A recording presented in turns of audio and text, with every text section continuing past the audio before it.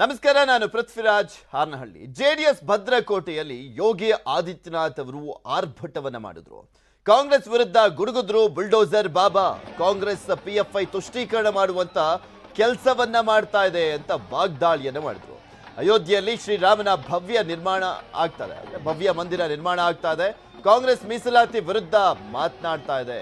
ಈ ಕಾಂಗ್ರೆಸ್ ಪಕ್ಷವನ್ನ ಅಧಿಕಾರದಿಂದ ದೂರ ಇಡಿ ಅಂತ ಯೋಗಿ ಆದಿತ್ಯನಾಥ್ ಮಂಡ್ಯದಲ್ಲಿ ರೋಡ್ ಶೋದ ಸಂದರ್ಭದಲ್ಲಿ ನಂತರ ನಡೆದಂತಹ ಸಮಾವೇಶದಲ್ಲಿ ಕಾಂಗ್ರೆಸ್ ವಿರುದ್ಧ ವಾಗ್ದಾಳಿಯನ್ನ ಮಾಡಿದ್ದಾರೆ.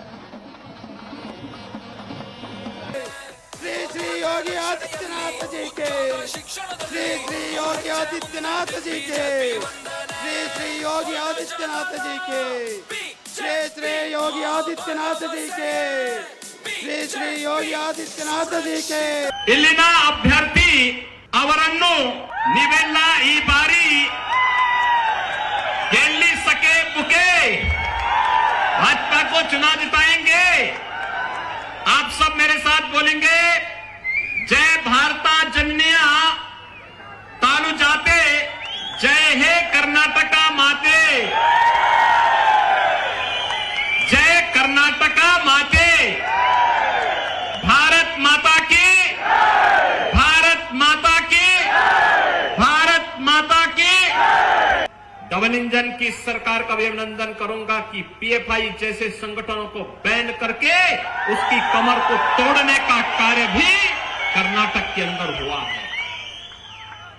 आप सोचिए, एक और डबल इंजन की सरकार जो पीएफआई पे बैन करती है, पीएफआई को बैन करती है, और दूसरी तरफ कांग्रेस जो पीएफआई को तुष्टीकरण करने का कार्य करती है, उन्हें धर्म के आधार पर रिजर्वेशन देने का कार्य करती है. धर्म के आधार पर आरक्षण यह भारत के संविधान के विपरीत है, असंवैधानिक है. हमने अनुसूचित जाति जनजाति के आरक्षण के दायरे को बढ़ाया है, दिव्यांग जनों के आरक्षण के दायरे को बढ़ाया है, अन्य जरूरतमंदों को आरक्षण का लाभ दिया है. लेकिन धर्म के आधार पर 1947 में भारत का विभाजन हो चुका है. भारत धर्म के आधार पर आरक्षण की वकालत नहीं कर सकता है. अन्य विभाजन के लिए हम तैयार नहीं है. यह भारतीय जनता पार्टी का मानना है, क्योंकि हम सब मानते हैं एक भारत श्रेष्ठ भारत की परिकल्पना ही भारत को आगे बढ़ाएगी. और भारत की इस परिकल्पना को आगे बढ़ाने के लिए आज हम सब आपके पास आए हैं. ಅತಂತ್ರ ಆದ್ರೆ ಸಿಎಂ ಆಗಬಹುದು ಅಂತ ಕಾಯ್ತಾ ಇದ್ದಾರೆ. ನಮಗೆ ಅತಂತ್ರ ಸರ್ಕಾರ ಬೇಡ, ಮಂಡ್ಯ ಕ್ಲೀನ್ ಸ್ವೀಪ್ ಮಾಡ್ತೀವಿ. ಕುಮಾರಸ್ವಾಮಿ ವಿರುದ್ಧ ಸುಮಲತಾ ಅಂಬರೀಶ್ ಗುಡುಗಿದ್ದಾರೆ. ಉತ್ತರ ಪ್ರದೇಶದ ರೀತಿ ಇಲ್ಲೂ ಕೂಡ ಆಡಳಿತವನ್ನ ನಡೆಸಬೇಕು. ಇಷ್ಟು ದಿನ ಸುಮ್ಮನಿದ್ರು, ಇವಾಗ ಹೇಳ್ತಾ ಇದ್ದಾರೆ ಉತ್ತರ ಪ್ರದೇಶದ ರೀತಿಯಲ್ಲಿ ಇನ್ನೂ ಕೂಡ ಆಡಳಿತ ನಡೆಸಬೇಕು, ಅಲ್ಲಿಯಂತೆ ಗೂಂಡಾಗಳನ್ನ ಮಟ್ಟ ಹಾಕಬೇಕಾಗಿದೆ ಅಂತ ಸುಮಲತಾ ಅಂಬರೀಶ್ ಅವರು ಮಾತನಾಡಿದ್ರು. ಪುಟ್ಟರಾಜು ವಿರುದ್ಧ ಸಿಬಿಐ ಕೇಸ್ ಇದೆ, ಇದು ಅಕ್ರಮ ಅಲ್ವಾ ಅಂತನೂ ಕೂಡ ಪ್ರಶ್ನೆಯನ್ನ ಮಾಡಿದ್ದಾರೆ. ಎಷ್ಟು ಜನ ಬಿಜೆಪಿ ನಾಯಕರ ಮೇಲೂ ಕೂಡ ಇದೆ, ಅದನ್ನು ಪ್ರಶ್ನೆ ಮಾಡಲಿಲ್ಲ. ಆದರೆ ಜೆಡಿಎಸ್ ನಾಯಕರ ಮೇಲೆ ಇದ್ದಂತ ವಿಚಾರಕ್ಕೆ ಸಂಬಂಧಪಟ್ಟಂತೆ ಪ್ರಸ್ತಾಪ ಮಾಡಿದ್ದಾರೆ ಸುಮಲತಾ ಅಂಬರೀಶ್ ಅವರು. ಇದೇ ವಿಚಾರಕ್ಕೆ ಸಂಬಂಧಪಟ್ಟಂತೆ ನಮ್ಮ ಪ್ರತಿನಿಧಿ ಸುಮಲತಾ ಅಂಬರೀಶ್ ಅವರನ್ನ ಮಾತನಾಡಿಸಿದ್ದಾರೆ. ಈ ಸಂದರ್ಭದಲ್ಲಿ ಏನ್ ಹೇಳಿದ್ರು ಕೇಳಿ. ಇವತ್ತು ಅದ್ದೂರಿಯಾಗಿ ಯೋಗಿ ಆದಿತ್ಯನಾಥ್ ಅವರ ರೋಡ್ ಶೋ ನಡೆಯಿತು. ಈ ರೋಡ್ ಶೋನಲ್ಲಿ ಸುಮಲತಾ ಅಂಬರೀಶ್ ಅವರು ಕೂಡ ಭಾಗಿಯಾಗಿದ್ರು. ಈ ಒಂದು ಎಕ್ಸ್ಪೀರಿಯನ್ಸ್ ಬಗ್ಗೆ ಸುಮಲತಾ ಅಂಬರೀಶ್ ಅವರು ಏನ್ ಹೇಳ್ತಾರೆ ಅವ್ರನ್ನ ಕೇಳೋಣ ಬನ್ನಿ. ಮೇಡಮ್ ನಮಸ್ತೆ. ಮೇಡಮ್, ರೋಡ್ ಶೋಗೆ ಭಾಗಿಯಾಗಿದ್ರಿ, ಹೇಗಿತ್ತು ಮೇಡಮ್ ಎಕ್ಸ್ಪೀರಿಯನ್ಸ್? ನಿಜಕ್ಕೂ ಹೇಳಬೇಕು ಅಂದರೆ ನಾವೆಲ್ಲರೂ ಎಲ್ಲೋ ಒಂದು ಕಡೆ ಯೋಗಿ ಆದಿತ್ಯನಾಥ್ ಅವರ ಒಂದು ಅಭಿಮಾನಿಗಳಾಗಿದ್ವಿ ಈಗ. ಏಕೆಂದರೆ ಉತ್ತರ ಪ್ರದೇಶದಲ್ಲಿ ಒಂದು ಕಾಲದಲ್ಲಿ ಯಾವ ರೀತಿಯ ಒಂದು ವಾತಾವರಣ ಇತ್ತು, ಇವಾಗ ಅದನ್ನು ಅವ್ರು ಬಂದ ಮೇಲೆ ಯಾವ ರೀತಿ ಬದಲಾವಣೆ ಆಗಿದೆ ಅನ್ನೋದು ನಮ್ಮೆಲ್ಲರಿಗೂ ಅದೊಂಥರ ಅನ್ಬಿಲೀವಬಲ್ ದ ವೇ ಅವರು ಚೇಂಜ್ನ ತಂದಿರೋದು. ಅವರು ನಮ್ಮ ಮಂಡ್ಯ ಜಿಲ್ಲೆಗೆ ಬಂದು ಅವರ ಮಾತುಗಳು ನಿಜಕ್ಕೂ ಎಲ್ರಿಗೂ ಒಂದು ರೀತಿ ಸ್ಫೂರ್ತಿಯನ್ನು ತಂದಿರುವಂಥ ಮಾತುಗಳು. ಯಾಕೆಂದರೆ ಅವರ ಒಂದು ಜೀವನವನ್ನು ನೀವು ನೋಡಿದ್ರೆ ಅವರ ಲೈಫ್ ಸ್ಟೈಲೇ ಇರ್ಬೋದು, ಅವರು ಈಸ್ ಅ ಪ್ಯೂರ್ ಒಂದು ಥರ ಸ್ವಚ್ಛವಾದ ಒಂದು ಯೋಗಿ ಅವರು. ಅವರ ಮಾತುಗಳನ್ನು ಕೇಳುವಾಗ ಎಲ್ರಿಗೂ ಅದು ಒಂದು ಥರ ಮನ ಮುಟ್ಟುವಂಥ ಮಾತುಗಳಾಗಿವೆ. ಖಂಡಿತ ಮಂಡ್ಯದಲ್ಲೂ ಅವರಿಗೆ ಸಾಕಷ್ಟು ಅಭಿಮಾನಿಗಳಿದ್ದಾರೆ, ಅಡ್ಮೈರರ್ಸ್ ಇದ್ದಾರೆ. ಅವರೆಲ್ಲರಿಗೂ ಇದೊಂದು ಇಂಪ್ಯಾಕ್ಟ್ ಆಗುವಂಥ ಒಂದು ಎಕ್ಸ್ಪೀರಿಯನ್ಸ್ ಆಗಿದೆ.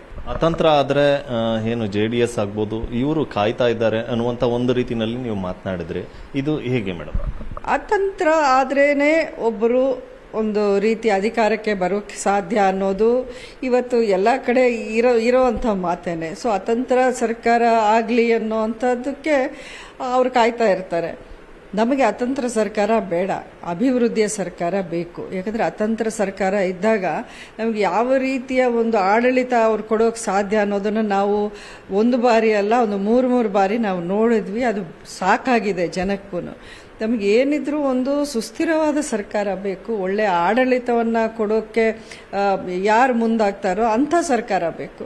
ಸೊ ಇವತ್ತಿನ ಕಾಲಕ್ಕೆ ಆ ಒಂದು ಅಭಿವೃದ್ಧಿಯನ್ನೇ ಮಂತ್ರವಾಗಿ ಇಟ್ಟುಕೊಂಡು ಒಂದು ಸ್ಟೇಬಲ್ ಗವರ್ಮೆಂಟ್ ಅಂತ ನಾವು ನೋಡ್ತಿರೋದು ಕೇಂದ್ರದಲ್ಲಿರ್ಬೋದು, ಉತ್ತರ ಪ್ರದೇಶದಲ್ಲಿರ್ಬೋದು, ಈವನ್ ನಾವು ಕರ್ನಾಟಕದಲ್ಲಿ ಈ 4 ವರ್ಷಗಳಿಂದ ನಾವೇನು ನೋಡ್ಕೊಂಡು ಬಂದಿದ್ವಿ. ಅವ್ರು ಕೊಟ್ಟಿರೋವಂಥ ಒಂದು ಕೊಡುಗೆ ಏನಿದೆ ಅದು ಬೇರೆ ಯಾರು ಯಾವ ಸರ್ಕಾರನೂ ಕೊಡೋಕ್ಕಾಗಿಲ್ಲ.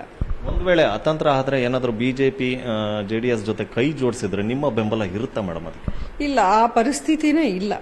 ನೀವು ನೋಡೋದಾದರೆ ಈ ಹಿಂದೆ ನೀವು ಯಾವತ್ತಾದರೂ ನೋಡಿದ್ರ ಮಂಡ್ಯದಲ್ಲಿ ಈ ರೀತಿಯ ಒಂದು ಪ್ರಚಾರದ ಒಂದು ಅಬ್ಬರ ನೀವು ನೋಡಿದ್ರ? ಕೇಂದ್ರದಿಂದ ಪ್ರತಿ ಒಬ್ಬ ನಾಯಕರು, ಯಾರು ನಾಟ್ ಎನಿ ಅದರ್ ಲೀಡರ್ಸ್ ಅಲ್ಲ, ನಮಗೆ ಪ್ರಧಾನಮಂತ್ರಿಗಳೇ ಬಂದರು, ಅಮಿತ್ ಶಾ ಅವರು ಬಂದರು, ಇವತ್ತು ಯೋಗಿ ಅವರು ಬಂದರು. ಅಂದರೆ ಟಾಪ್ ಮೋಸ್ಟ್ ಲೀಡರ್ಸು ಪ್ರತಿ ಸಲ ಮಂಡ್ಯಕ್ಕೆ ಬರ್ತಿದ್ದಾರೆ ಅಂದ್ರೆ ಅದರ ಉದ್ದೇಶ ಏನು ಅಂತ ನೀವು ಕಂಡುಹಿಡಿಬೇಕು.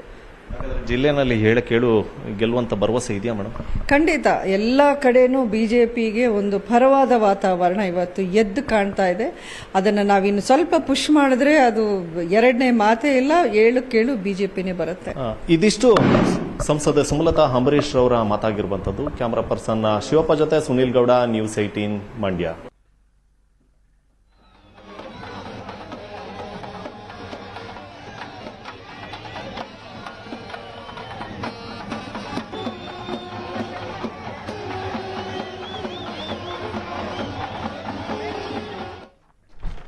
ಕನಕಪುರದಲ್ಲಿ ಗೆಲ್ಲಿಕ್ಕೆ ಅಶೋಕ್ ಪ್ರಚಾರವನ್ನು ಮಾಡ್ತಾ ಇದ್ದಾರೆ. ಕನಕಪುರದ ಮರಳೆ ಗವಿ ಮಠಕ್ಕೆ ಅಶೋಕ್ ಭೇಟಿಯನ್ನ ಕೊಟ್ಟಿದ್ರು. ಮುಮ್ಮಡಿ ಶಿವರುದ್ರ ಸ್ವಾಮೀಜಿ ಭೇಟಿ ಮಾಡಿದ್ರು ಅಶೋಕ್. ಪೂಜೆ ಸಲ್ಲಿಸಿ ಸ್ವಾಮೀಜಿಯ ಆಶೀರ್ವಾದವನ್ನ ಪಡೆದಿದ್ದಾರೆ ಅಶೋಕ್. ಪುತ್ರ ಅಜಯ್ ಅಶೋಕ್ ಜೊತೆ ಅಶೋಕ್ ಪ್ರಚಾರವನ್ನ ಮಾಡಿದ್ರು.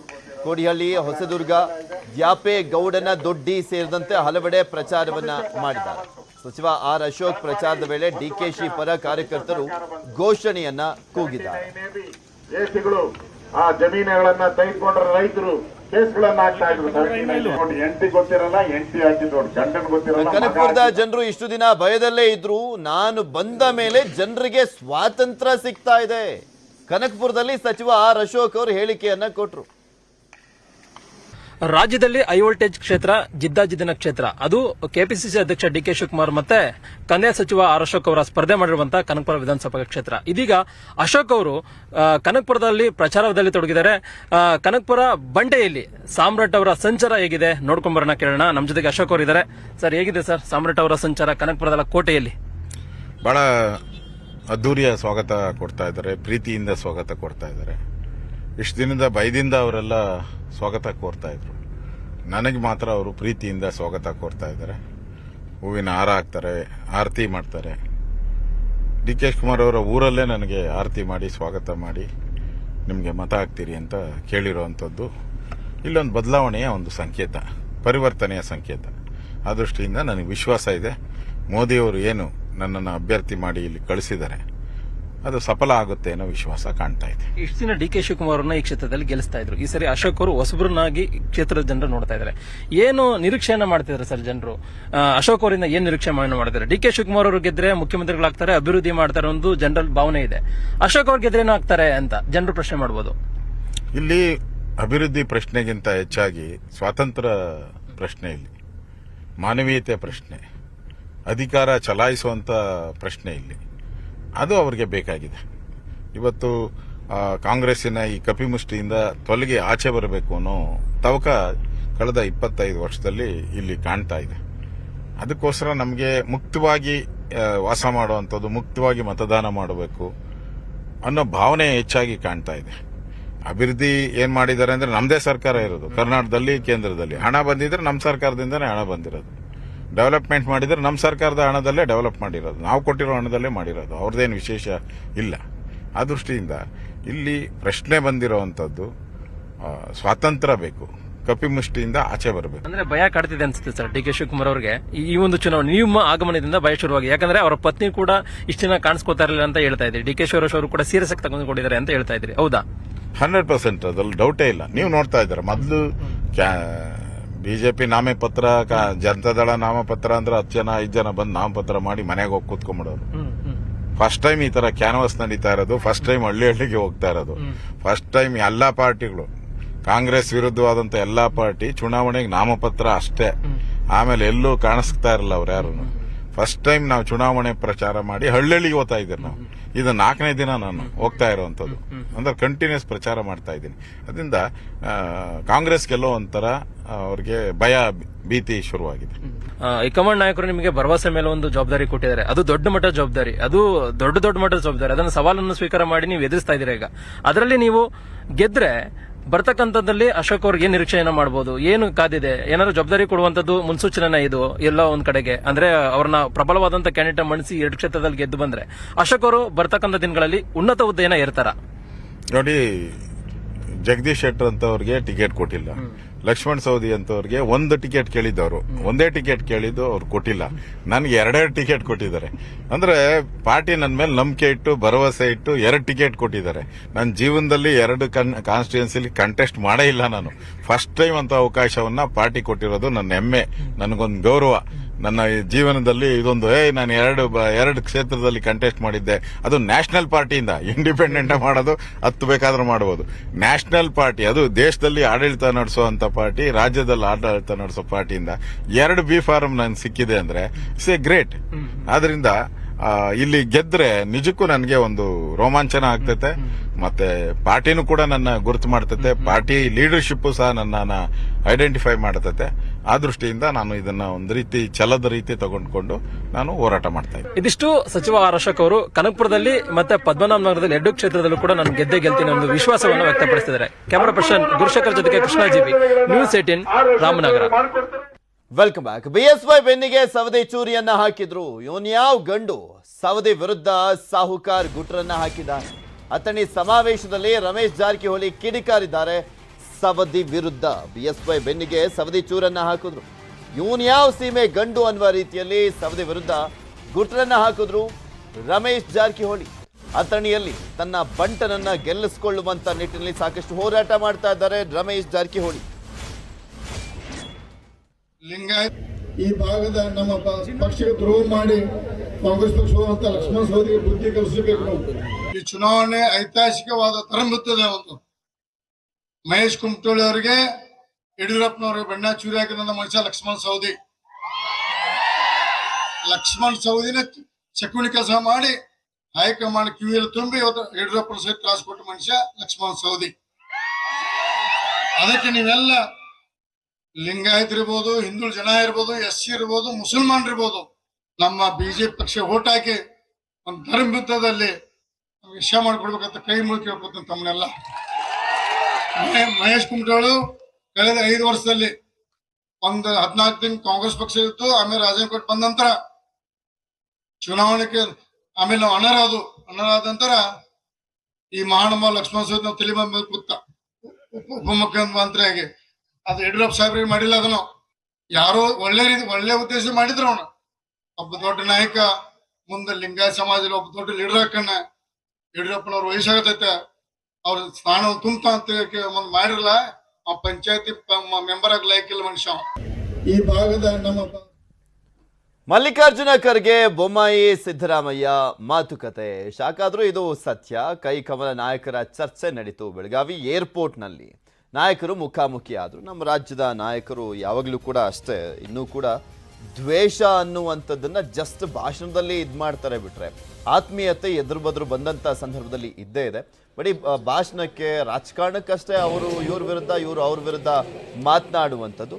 ಯಾವಾಗಲೂ ನಾವು ಬರೀ ಬೊಮ್ಮಾಯಿ ಸಿದ್ದರಾಮಯ್ಯನವರು ಅಂತಲ್ಲ, ಯಾರೇ ನಾಯಕರಾದರೂ ಕೂಡ ಅಷ್ಟೇ, ಇನ್ನೂ ಆ ಸರಳತೆ, ಸಜ್ಜನಿಕೆ, ಇನ್ನೂ ಆತ್ಮೀಯತೆ, ನಾವೆಲ್ಲರೂ ಕೂಡ ರಾಜಕಾರಣದಲ್ಲಷ್ಟೇ ಬೇರೆ ಬೇರೆ ಅನ್ನುವಂಥ ಮೆಸೇಜನ್ನು ಸಾಕಷ್ಟು ಬಾರಿ ಸಾರಿದ್ದಾರೆ. ಇವತ್ತು ಕೂಡ ಅಷ್ಟೇ. ಬೊಮ್ಮಾಯಿ ಸಿದ್ದರಾಮಯ್ಯನವರು ಎಐಸಿಸಿ ಅಧ್ಯಕ್ಷರಾಗಿರುವಂಥ ಮಲ್ಲಿಕಾರ್ಜುನ್ ಖರ್ಗೆ ಅವರು ಇವತ್ತು ಏರ್ಪೋರ್ಟ್ನಲ್ಲಿ ಸಿಕ್ಕಂತ ಸಂದರ್ಭದಲ್ಲಿ ತುಂಬಾ ಆತ್ಮೀಯತೆಯಿಂದ ಮಾತನಾಡಿದರು.